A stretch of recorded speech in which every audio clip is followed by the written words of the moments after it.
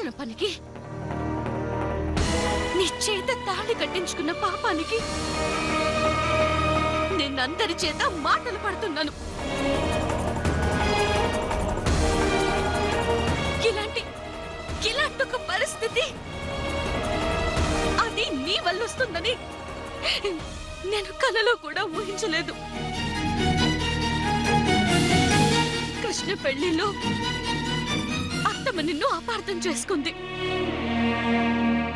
అది అత్తమ్మ తెలుసుకునే రోజు వస్తుందని, ఏదో ఒక శుభవేళ మనం మళ్ళీ కలుస్తామని ఒకే ఒక్క ఆశతో ఎదురు చూస్తున్నాను.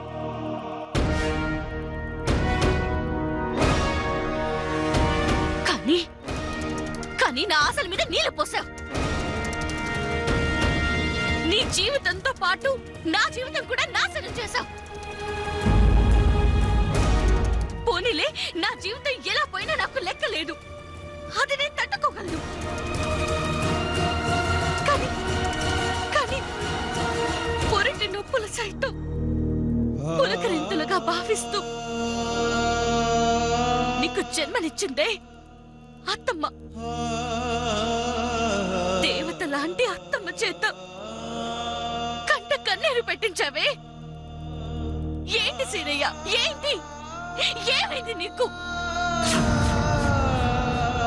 కన్న తల్లి విషయంలో అంత కఠినంగా ఎలా ప్రవర్తించగలుగుతున్నావు? అత్తమ్మ నీకు పాలిస్తే నువ్వత్తమ్మ మీద విషం చిమ్ముతావా?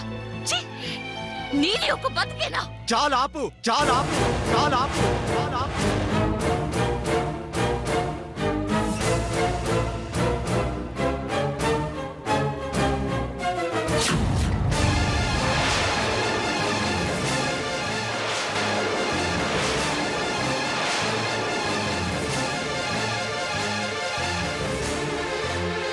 ఆపు పద్మావతి, ఆపు.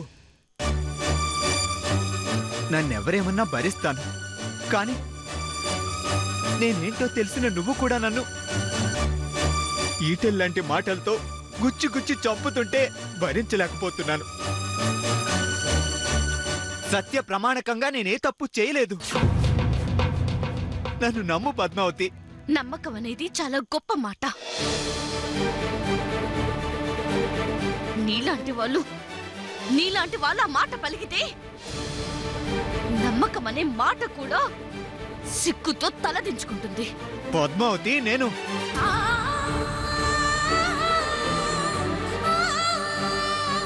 ఇంకేం మాట్లాడుకో.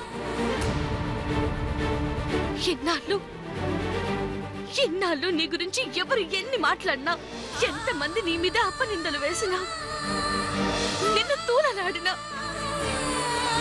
నువ్వలాంటి వాడివి కాదు, మంచి వాడివని నమ్మాను.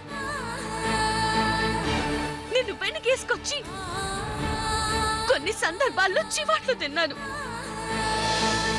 కానీ ఇప్పుడు నేను అడిగిన దానికి సరైన సమాధానం చెప్పకుండా నేనేం చేశాను అంటున్నావు కదా.